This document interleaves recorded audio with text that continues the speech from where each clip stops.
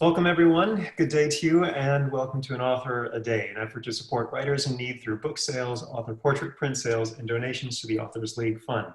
By 10 a.m. each morning, a new author portrait will be published at beowulfsheehan.com/anauthораday and at instagram.com/beowulfsheehan with links to purchase that author's works. 100% of book sales proceeds received and partial proceeds from print sales will support either writers directly or support the Author League Fund. Since 1917, the fund has helped professional authors, journalists, poets, and dramatists who find themselves in financial need because of medical or health-related problems, temporary loss of income, or other misfortune. Not every writer whose photograph is published here is a household name, but your support of writers by purchasing their works and or prints of their portraits will help those in need keep their homes and more. There will come a time when we will need to reflect upon, heal, and progress from this challenge of our time. Writers will meet that need. Thank you for coming to their need now. Our guest today at An Author a Day Live is Harlan Coben, author of 32 thrillers and 1 children's book. The Boy from the Woods, published on March 17th by Grand Central Publishing, is his latest work. Among the adaptations of his work for screens big and small is The Stranger, which premiered on Netflix on January 30th, 2020. Riveting episode after riveting episode can be seen there now. Harlan Coben makes his home in New Jersey with his family, and we thank him for joining us today. Welcome, Harlan. Hey, Beowulf, how are you? Fantastic. Good to have you here, sir. Good to see you. For those who don't know or are out there, they realize Beowulf's one of the, I would say, premier author portrait photographers, I guess would be. Is that your title, Beowulf? That's very kind of you to say. Thank you. And I think I've probably sat for you 3-4 times, probably, maybe more. At least 3 come immediately to memory. There have been other times when it's been informal, but formally. Yeah, we did the one at the Cipriani, which is a photo I've used quite frequently. We took it just at an event at the Cipriani where I'm wearing a blue checkered suit and Converse sneakers, so my kids are always making fun of that. But and that photograph is now resting comfortably at the Newark airport, correct? Yes, that's exactly. We the Newark, the New Jersey Hall of Fame put up photographs of us on the entranceway. What we're supposed to do for you when you land in Newark, I don't know. But, it's just you and Frank Sinatra. It's maybe what you deserve when you land in Newark, seeing a big photograph of me. It's nice to see people here. I don't know how this works. Go ahead, Beowulf. I'll turn it back over to you. I was just letting people. Oh, that's very kind. We'll say a few words, and then once we've come to our chat, if people, we'll make it open, of course, to people to raise their hands and join in the Q&A if that's okay. I'd love to answer their questions. Wonderful. So let's chat a bit about your work. It came out on March 17th, and so of course the outreach for you in person is a bit limited. But let's talk about the story itself first, if you don't mind sharing it. Sure. Well, the idea, actually I have props here for The Boy from the Woods, because I've been doing a lot of these things. So a couple times I've had to read from it. So I actually have it sitting here. The idea from The Boy from the Woods came to me, as most ideas do, by asking what if. Now, it make it sound much simpler than it is, but I spend weeks, months, all the time sort of asking what if. But one day I was taking a hike through the mountains, the Rampo Mountains, which for those who don't know are New Jersey and part of the Appalachian Mountains. You think of New Jersey as the New Jersey Turnpike. We have gorgeous mountains and native lands and things like that. So I'm walking through, I'm hiking, and I don't like hiking. Hiking is kind of boring for me. After a while, it's a tree. I saw the other tree and I'm ready to move on. I'm looking for a coffee shop or a bookstore I can browse through, and I'm getting bored. And then I spot a 6-year-old boy, maybe 6, 7 years old, walking around the woods. And I kind of say to myself, what if? What if right now a 6-year-old boy came out of the woods and he claimed he had no memory of anything before the days that he lived there? He swears he's lived there his whole life, has no memory of parents, foraged for himself, got food on his own, broke into cabins in the woods, survived on his own. And what if he never found out what really happened to him, who his parents were? No one ever claimed him. And now 30 years pass and you still don't know. And now another kid goes missing in these woods and he has to find them. That was the seed that became The Boy from the Woods.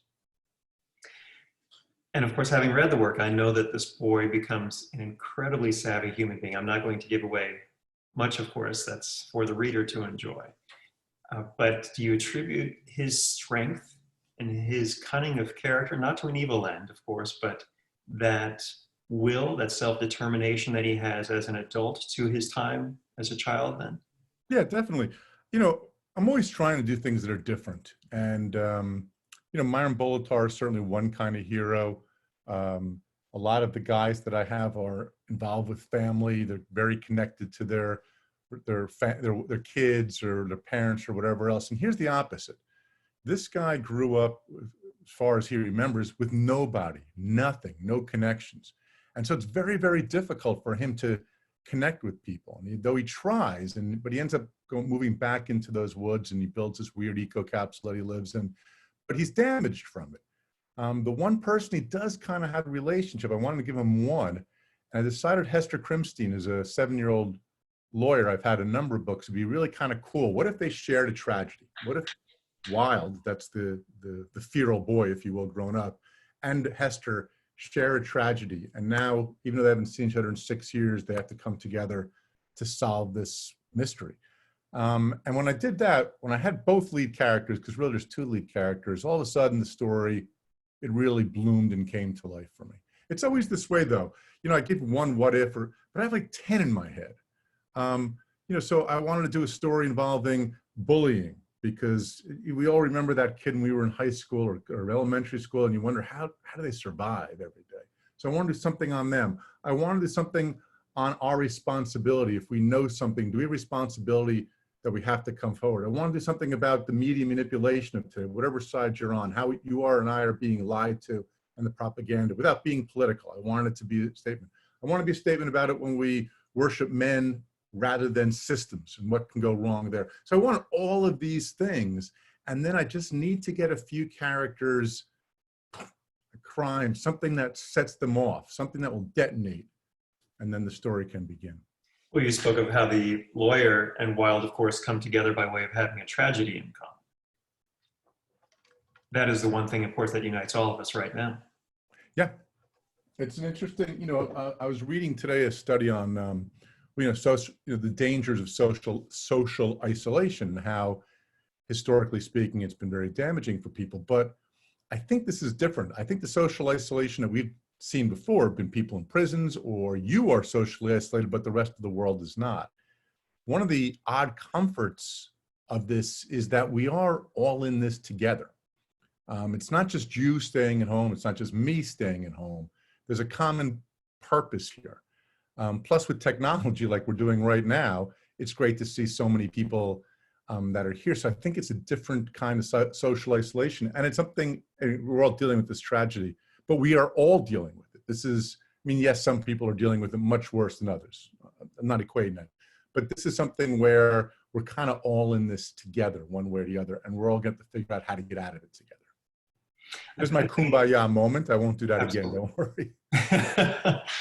But that sense of tragedy and challenge that we all share now makes it all the easier to get into Wilde and his character, because we have the empathy of this current challenge for one another, and then to see that he grew up in isolation, makes it all the easier to see, and to fight for him, and to want him to see through to good ends, of course, in the work.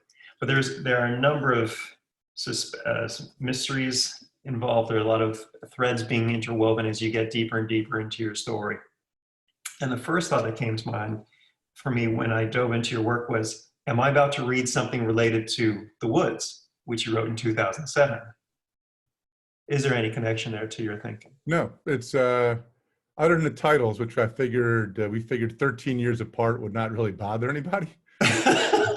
Sorry about that. It was one of the only reasons I didn't love this title. I was like, are people going to think it's a sequel to The Woods? But nope, they have absolutely nothing to do with one another. And interestingly enough, it'll probably get even more confusing, because my next Netflix series, which will be out, I can't say when, but not that long from now, the next Netflix series after The Stranger, which is on now, will be The Woods. It's in Polish. You'll have to watch it with subtitles or dubbed, but you can deal with it. You're a big boy or girl. And it's really, really, really good. I'm very happy with how it turned out. But that'll probably add to the confusion between The Woods and The Boy from the Woods, 2 completely different stories, just with somewhat similar titles. And if you love The Woods, buy it and think it's a sequel. I don't care. And is that being filmed in Poland? It's all done. Yeah, we filmed it in Poland. Yes. It's beautifully shot. It's It's very, very different from The Stranger. The Stranger is, you know, we hit the accelerator and phew, you go. And it's bonkers in a great way. I'm very proud of both of them. This one's more thoughtful. This one takes its time a little more. It's shot beautifully. There's less characters. There's more moments to linger. It's a different animal, which I love. It's part of the fun for me of doing all of these shows in various countries with various people, various staffs, various writers, various actors, various directors. And so this one, is very, very different from The Stranger, but I think you'll love it. Well, I remember years ago seeing, to that point in time, and perhaps still to this point in time in my life, the best suspense film I'd ever seen, which was Deep Person, Tell No One. Oh, thank you. Yeah, I was very proud with that, what Guillaume Canet did with that. Yes. Yes, and I remember when we first met, photographing you in 2012 was when I walked into your home in New York City and saw on the wall then the film poster. Wow, that was 8 years ago? Jeez. Yeah, so for those who don't know what we're talking about, there was a Guillaume Canet, a young French director, no longer quite as young as he was then, but when he won their Oscar for that movie for Best Director, he was the youngest person ever to win the award. A movie, Tell No One, it's called Ne le dis à personne, and it's readily available. You could probably find it. It's not on Netflix, but you can find it on Amazon or YouTube or one of those, rent it for $2 or $3.99, and watch it subtitled. But it won a bunch of their Oscars. I think it was nominated for 9 Césars and won 4 of them, and was the top grossing foreign film in the United States that year. So very proud of the job that I didn't have that much involvement in it, but I trusted Guillaume, and it's a fun film. I've been recommending foreign films and foreign TV for a long time because we've seen everything that's American, and it's kind of fun. A lot of the most interesting shows and movies that you've missed. Parasite was the great example this year. And when the director said, it's not a big deal. Learn to just read those subtitles, or I don't like dubbed, but some of you want to do that. It's a lot out there. I'm recommending, but there we go. Go ahead. Coming back then to Boy from the Woods for a moment, there are multiple levels of suspense in the story, just as there are in Tell No One. There's the backstory of love. It's complicated. It's not straightforward. It takes time to reveal its layers and depth. And then, of course, there is the thriller, the search for someone in Tell No One, that person chased or the chased. And in The Boy from the Woods, you have the chased and the chaser, but there is a political element to it. And how did that work its way into your mindset in preparing this story? Again, I don't necessarily think it's political in terms of how partisan, let's put it that way. It's not partisan. Yes, that's better to say. In the sense that I think we are inundated with false information right now, and we are easily fooled and manipulated, and we take sides and we stick to those sides no matter what. And when people don't understand the other side, I say it's kind of like you're a Yankees fan, right? You're a New York Yankees fan. You hate the Red Sox. Now you find out the Yankees manager is a cheat or awful or beats his wife or whatever else. You're not going to become a Red Sox fan. You're just not. And so you'll find that people start figuring ways of defending the Yankees manager.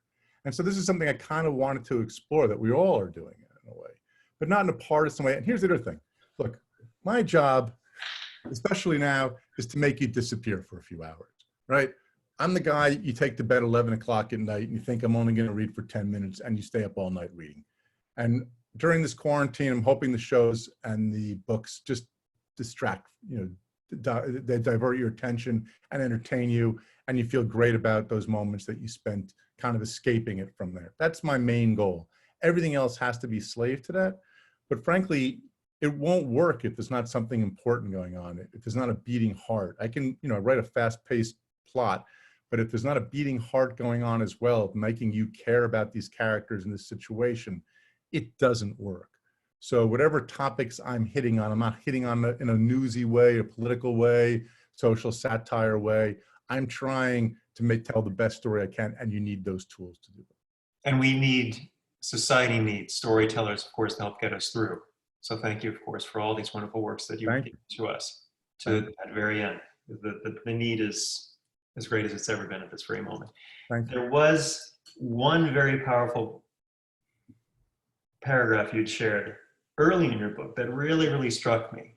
And I think of this as perhaps the thread that connects all of us on a global scale when it comes to where we are. And that was made up of two sentences. Man may be evil or good. That wasn't the issue. The issue was that man rarely considered the consequences of his actions. Yep. We don't. We sort of see what's right in front of us, or we think short term too frequently, and we're naturally a selfish creature, and these are things that we have to fight and figure out. We all are. These are things we have to fight and figure out. The very next paragraph was also one sentence. In short, man was often just plain stupid. Of that, there's no doubt. I can't tell you how often, this is the problem with online too. I just sit there reading things and go, oh my God, someone needs to tell you that you're stupid. You can't, you'll never listen to it. You'll be insulted by it, but it's the same way here. I'm really bad with foreign languages. I have no natural ear for foreign languages. I can't build anything with a hammer or nail. If you told me how to build a house, I couldn't do it. I don't know, there's like a million things that I'm really, really bad at. And I can accept that and see that in myself. So if I'm building a house, if I'm having someone build a house for me, I'm not going to sit there and tell you what to do because I read one article on it. The problem is there's a lot of people who are really bad at critical thinking. They've been bad at critical thinking their whole life, but you can't tell them that, right? You can accept that maybe they're, slow runner, whatever. They can't accept that. So you can say to them, how come your entire life, if you were a runner and you always came in last place in races, you wouldn't say, oh, but I have street speed. When I'm in the street and someone approaches me with a knife, I'm going to be faster than you. You wouldn't believe that person. It's the same thing with critical thinking, but they can't see it. So it's maddening. It's maddening. You have to know your strengths and your weaknesses. I got plenty of them. I have a whole list of all the weaknesses, and I know what I'm pretty good at. And I can look at it and try to be objective. Everyone should try that a little bit. But for your thoughts on your own ability with foreign languages, your work has a worldwide appeal. It's the story, not the language, of course, that is touching everybody. That's the gift of what you do. Well, thanks. I mean, I've done the movie in French, and I've done 2 TV series in French. I've been to France, I don't know, 50 times in the last few years. I don't know how many times I've gone. Still can't speak one word. Can't understand. No one believes it. Can't understand one word. Not even the stuff that I've written. They still got a subtitle for me when I'm watching it. I don't remember. I'm like, what is that? So it's just, whatever strengths and weaknesses that you had as a student or as you have as a person, it's important to kind of recognize that the most dangerous man is the man who doesn't know what he doesn't know. And that's the problem with today. Everybody thinks they're a friggin' expert. They read 2 articles on a pandemic, and now all of a sudden they're as good as anybody who's ever worked for the United Nations or the government because they have street smarts. No, sorry, doesn't work that way. Think of whatever you're good at, whatever you might be good at. Photography, right? If I came to you, Beowulf, and said, no, you're lighting this wrong, right? You got to light it this way. I don't know what the hell I'm talking about. I haven't studied it the way you have. I have to listen to your opinion. Doesn't have to agree with it, but I have to listen and respect what you're saying. In a way, my opinion is not the same as yours on that, right? I may have an opinion on it, and people say, well, my opinion is just as valuable. No, it's not. My opinion on photography is not as valuable as your opinion on photography. Right. Okay, end of rant. But I agree that the smartest people among us are the ones who recognize what they don't have in their skill set and find people who are smarter than them and are wealthy in those sets. Exactly. If I had a character, for example, who's a photographer, and I need to know about aperture and angles and lenses, I'm not going to do it based on what I know or even what I read. I'm going to call you or someone or a couple of my friends that are photographers. I'm going to get your take on that situation. And that's how I'm going to get, when I'm writing the book, that one little detail that brings it all to life. It's not how much you know. It's that one thing that when you read it, it feels so authentic. And you almost always get that when I have conversations with people who do the job rather than just reading about it. And it shows in your work. Thank you. Thank you. Before we open up to questions, let me quickly ask you, your family and you are holding up how? We're here in my house. I have 4 kids, so 3 of the 4 are here with me in Ridgewood. My older daughter is with her boyfriend in the city. and my son was not with us for a while because he makes me tear up, but he's 22 and he worked in the school system in New York and took subways every day. So for a while, he actually just flat out refused to come home because he was afraid he'd give it to his old parents. And so he, for about 3 weeks, isolated by himself in an apartment. And once the 3 weeks passed and he had no signs, we brought him home. But it was remarkably brave because I was calling him saying, you have to come home. And he said, no, he and his older sister, who both worked in the city, had already decided between the two of them that they would not listen to me.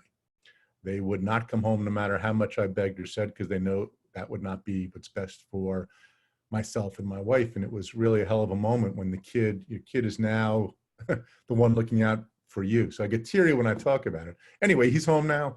Everybody's doing well. How's everything with you? You're by yourself in New York in this place? I have a building to myself in New York City, yes. Wow.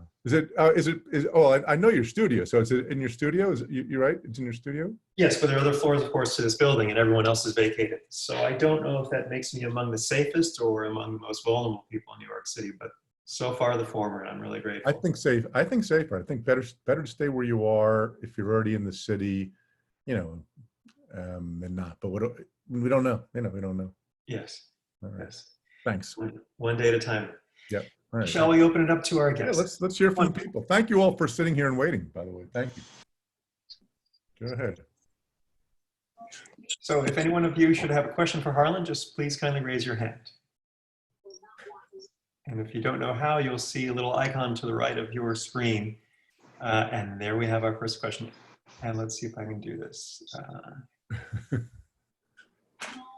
Bear with me 1 second. And all right, I'm not muted. Better people. And Angie, are you able to hear us? Yes. Okay, thanks for joining us today. Hi, Angie. Hi, Harlan. Just want to say thank you so much, how much your book has helped in the last month. I'm a healthcare worker. I've been working in the lab, like in the front lines, and your book has been such a great break when I've been home and been able to unwind. So I just want to say thank you. Where are you, Angie? New Brunswick, Canada. Oh, well, first of all, thank you. You guys you're all heroes. I don't care what part of the job you're on. My wife is a physician as well, and doing stuff. And I tried talking to my friends I have a massive amount of friends who are doctors in medical profession just because of my wife and the friendships we made over the years. And it's just remarkable how the heroes just rise to the occasion. And I'm not listening to politicians, I'm listening to you guys. So the fact that that anything that I'm doing is helping you in any way, shape, or form, I can't tell you what an honor it is to hear that. Thank you so much. Thanks, Angie, and thanks for reading or watching and both. Both. I've been a longtime fan for quite a few years now. I read your books on my shifts at the hospital and when I'm on vacation. That's the favorite part of March for me every year is when your books come out. Wow, that's so flattering. Thank you so much for telling me that, Angie. I appreciate it. Thank you. Thank you, Angie. And Carlos. Hi. Welcome. You hear me? Yep, we hear you, Carlos. Harlan, I'm from Puerto Rico. I'm already writing my second novel. You are a true inspiration. Thank you for all your stories. Thank you. One of my favorite things that you create, is the first line. All of your first line are like a mind-blowing. How can you create such wonderful first lines? I work really hard on them. I am of the belief that you cannot, in today's world, with the competition from the internet and Netflix and DVDs or whatever it is, video games, you really can't waste time. Maybe there's another era you could have, but that era is gone. And so the challenge I give myself is how fast can I at least start setting that hook without sacrificing anything. And then the other problem that a lot of writers will do, and I know a lot of you people who are watching have read this, that book where you have something really exciting happen right away, right? And then the protagonist looks out the window of her kitchen while she tells you her entire life story for 25 pages and loses you. So part of that is that I want to engage you and hook you, but I also oftentimes want to do it through that line, but not necessarily through action. It's not like a gun going off and shooting somebody necessarily. It's some kind of emotional hook where you realize a bomb is being started. The bomb is about to detonate. It's the ticking time bomb. And when is it going to go off? And what's going to happen when it does? I'm glad you're writing, Carlos, and hope during this time, I find it very hard to write during this time, but I hope you're getting some work done. Thank you, Harlan. Thanks for asking. Thank you. Thank you so much, Carlos. Does anyone else have a question for Harlan? Please raise your hand if so. Well, I'm thinking of it, Carlos, to your comments. The first line of The Boy from the Woods is, how does she survive? Question mark. Yeah, it also asks a question. The best first lines kind of ask a question and already present a mystery. Who is she? What is going on that she needs to survive?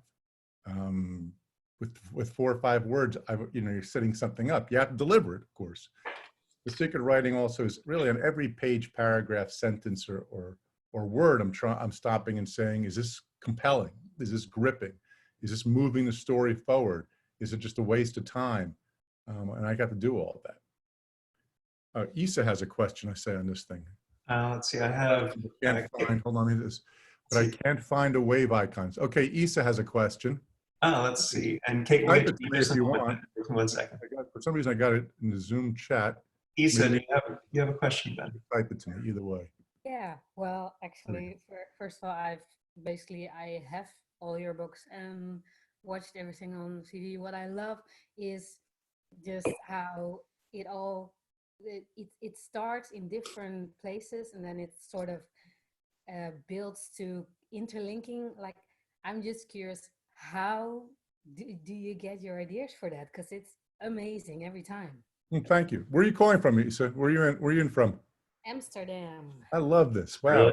Yeah. Thanks for checking in. Do you read the books in Dutch or do you read them in English?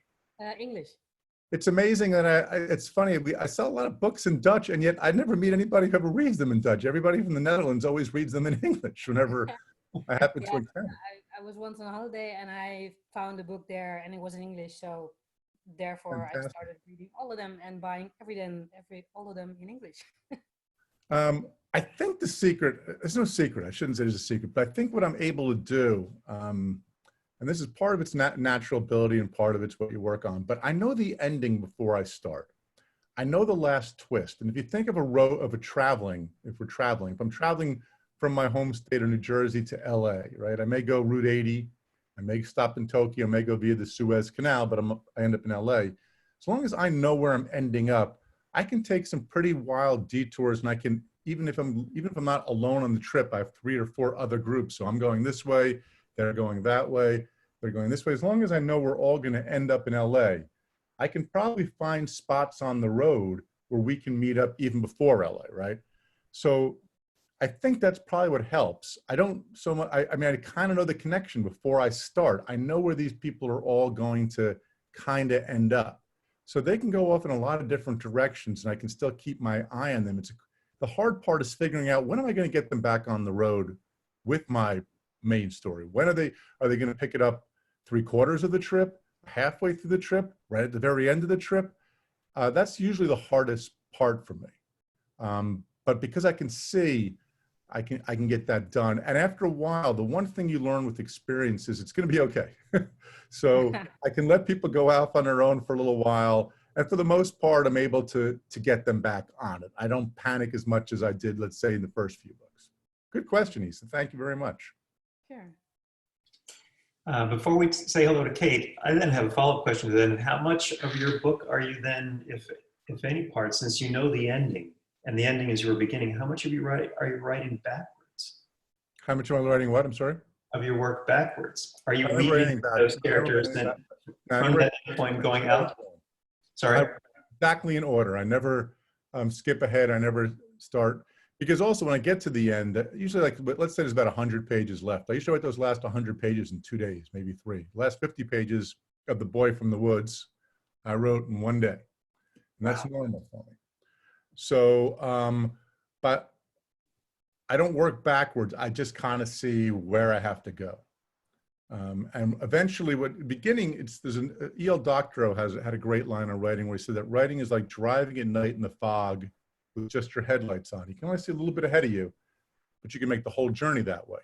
Eventually, toward the end, that fog starts to lift and I can see the ending, and then I can really explode toward it. Very good. Thank you. All right, let's say hello to Kate. Hello? Hello. Hi, Kate. How are you? I'm Harlan. This is amazing. First of all, I can't believe I feel like you're sitting here in my house with me. This is crazy. Where are you, Kate? Where are you, Kate? I'm in Ridgewood, New Jersey. Oh, my goodness. You're pretty close. You can We're probably throw a pretty rock at you. close. Yeah, so this is so cool. But I was going to ask you how you were, you sort of answered it already, how you were feeling about reading and writing during this time. It's funny, we all have so much extra time, but I feel like my head it's almost like I'm too stir crazy to write or read, or I can read, but harder to write. And it sounds like you're having the same issue. I am. And I think also the one thing is we have to give ourselves a break in this whole, we got to be productive stuff. Yeah. Something that's unprecedented and people just need to relax and survive. These people that are being sort of like the parents in our town who are thinking they have to do this brilliant homeschool job. No, you don't. If you get the kid to read one book, a story or some chapters, that's enough. Don't kill yourself. It's not going to make a difference to their education if they're not learning advanced calculus right now. Give yourself a break. Give them a break. We're all kind of in this crazy thing together. The one thing I have found that's been useful are audiobooks. Yeah. And interestingly enough, the audiobook for The Boy from the Woods has exploded. I mean, it's almost up 80% over my last one. It's read by Steven Weber, the guy who starred in Wings. Great actor. Oh, He's fun. okay. But not just mine. Yeah, I haven't read it yet. I can't wait to read it. I'm going to start today. Yeah, just in general, I'm finding audiobooks a comfort. The other thing is that even when I'm home alone most of the time, see, social isolating is not that hard for me. It's kind of what I do anyway. I mean, the pandemic and the fear and everything else is different, but is even when you have a lot of time, you find that doesn't make that much of a difference to how much you produce. You have to figure ways of using that time. When I was first starting out and I had young kids or had a full-time job, I wrote almost as fast as I do now, because if I only had 1 hour to work, I really made that hour count. Now I can piss away 8 hours and not think about it. So part of it is that sort of self-discipline.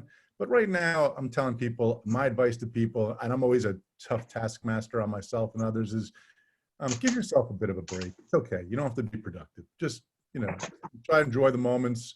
You can read a book, great. If you can watch a show, great. But if you can't, you can't. Do whatever you're going to do. Yeah. I also want to comment. I think you do just an incredible job of character development and dialogue. Your dialogue always seems just so perfect. And I'm so curious, do you, especially with characters that you have like reoccurring, do you have like notes on them so you can remember certain aspects about their personalities or their look, or do you keep notes on them all? I don't. Sometimes I screw it up, frankly. Somebody pointed out to me that I had Wynn's hair parted on the left in one book and then parted on the right the next book. Oh my gosh, wow. I do mess it up, and thank you, you readers will let me know. But I know them, and I know their personalities. I know their quirks. I know their dialogue. I do know that sort of stuff, but I'm not a big note taker, and I'm kind of the thought that if I don't remember it, it probably wasn't worth remembering. But I do, at this stage of the game, I think if I wrote another Myron, maybe, I would probably ask somebody they could go, who really knew, to go through. There's something in Hester Crimstein's background in The Boy from the Woods that actually contradicts something from another book. I found a way to take care of that contradiction, but an early reader found that for me. So, yeah. But you know what? The other thing is people are contradictions in real life too. So I think it's all right. Yeah. Well, thank you so much. This is fun. Kate, take care of yourself, and hope to see you in town soon. Yeah. Make sure you say hi if you see me. Okay. Thanks. Does anyone else have a question for Harlan? All right. Someone, Issa, is saying, can I ask one more? Yes, Issa wants to ask one more. You most certainly may, Issa. Thanks. I was wondering because I actually I'm a, like I said, a big fan of your books, but also of the productions you made on Netflix, on everywhere else, and I absolutely love The Five. But and I'm right now I'm recommending it to like everybody around me, but we cannot find it. Well, they cannot find it. I have it, but Yeah. It is somewhere. I forget who it was. For those who don't know what we're talking about, I have 3 shows that are on Netflix in the US and Canada right now. yeah. Stranger, which is on worldwide everywhere. Safe, which is on worldwide everywhere. And The Five, which is only right now Netflix on the US and Canada. And it is in almost every other country, but it's a little harder to find. I forget the name of the network. There was a network in Holland, in the Netherlands, that did air it, and they probably still have it. Like if you go to England, you can go get it on Sky Demand, and in France, you can get it on Canal Box. My guess is if you Google my name and say Tom Cullen's name or one of the other actors' name and something Dutch, you'll probably find it. I don't think it was called The Five, it was called something else. But sometimes they're hard to find. Those who don't know what we're talking about, The Stranger is now on Netflix. There's the book. And if you put my name into your search engine, the other ones will pop up, or netflix.com/Harlan Coben. All the shows that are currently on the air will pop up. And I would encourage you to put The Woods in your reminder list or playlist or watch list, whatever they call it on Netflix. So when it comes out, which is not that far away, they'll notify you, and you can watch it. Well, I know I get the other question I've been getting a lot is why overseas? Why so many overseas? That's just where I've had success, where I've found the people I want to work with, where the networks or whatever have greenlit projects, and I like it. To me, it's sort of like to use a musical reference. It's like I'm the original artist, right? I wrote and then recorded this song, and now other people are doing covers of them. And I don't want the cover to be exactly the same thing I did, you know? I want it to be something different. The Stranger, we changed the gender of the stranger is a male and both female in that, and I love that. So I'm going to keep doing that. I've signed a deal with Netflix to do a lot of them, and we have one coming in Poland. We'll have one coming in Spain, probably one coming in France. Hope when we finish with this, we had one we closed down the production in Spain for The Innocent when this terrible stuff happened.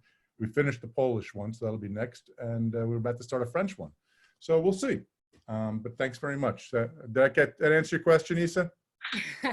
yeah. That answered my question. But can I ask one last follow up?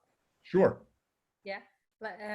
When you were talking about the miniseries that you did, do you what's the thing you like most about writing a new story for those, or writing something from, well, how do you say it, changing it from the book, like from Safe or The Stranger?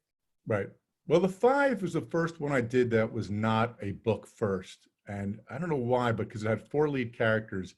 I just saw it immediately as something that would be better for TV than in a book. It would be hard to do all 4 of those characters and those sort of twists and turns.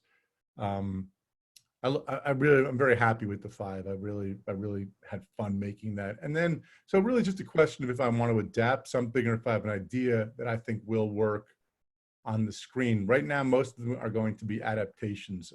It's just hard to come up with really good new ideas that I think would work for the screen. And we'll take the ones that I think will be best. Thanks. Awesome. Thank you. Thank you, Isa. So I had one quick follow-up thought for you, Harlan, which is you're so prolific now, of course, on the screens, but you've already done 33 books in, if my math is right, 30 years. So you're still going ahead, of course, to a great end on the page. When are we, as recent as this book is, not even a month out now, how quickly are you looking then to prepare another story for us? I'm more than midway through the next book. Wow. Because it's usually, I was hoping to hand this book in, I'm probably a little late, but I'm hoping to hand this book in June, let's say, maybe July, for another March publication. It takes a little while to get everything up and running. So I try to hand it in 6 or 7 months beforehand, if I can. So as soon as, so I'm already, I'm on, I just crossed the 60,000 word mark. The book will probably be about 90,000 words. I'm about 2/3 the way done. with the book after The Boy from the Woods. And that's normally how I do it. I mean, you can't wait. So I finished The Boy from the Woods a little less than a year ago, probably in May or June of last year. So as soon as I finished that one, you know, I'm exhausted. I can't move. It's like a boxer just finished it going 12 rounds. I can't even lift my arms. And then eventually I start lifting my arms. Is there a chance that Wilde might show up in future work again? Yes, there's a very good chance. It won't be the next book though. But I do think Wilde is meant for more stories. He's the first lead character I've said that about since Myron Bolitar. So I do think Wilde will be back. There's more to Very compelling character. Thank you. Thanks. I think we should let these nice people go. What do you think? Unless someone has a question. Let's see. Angie has a quick question. Go ahead, Angie. Go ahead. No, I just don't want people to have to feel like they have to hang here. Go ahead, Angie. I was wondering if you ever did Runaway as a series. Would Laszlo be appearing in it? Laszlo, where are you? Laszlo's asleep right here on the floor. Laszlo. I have a Havanese too. I love Oh, do seeing you? pictures of Laszlo. Yes. Here's Laszlo. Hold on. For the Laszlo fans out there. Oh, Laszlo. So Laszlo always hangs by my desk. She's such a good dog. Yeah, I don't know if Laszlo will play herself or not. I would love it if she did. She's very demanding. There's a lot of interest in her in certain roles. So it's up to her if she will want to do it. I don't want to be one of those sort of pushy parents who insist my kid has to go into acting or whatever else. So it'll be totally up to Laszlo. Oh, that's awesome. Thanks. You. Thanks. Thank you, Angie. So does anyone have any last moment questions then for Harlan? Again, guys, thank you for hanging out with us today. And Beowulf, you should follow Beowulf if you can. He's the top photographer of authors, I think, out there. I'm not sure anybody's done quite as many or been quite as prolific, and some really interesting stuff. He's got a great coffee table book with his pictures in it.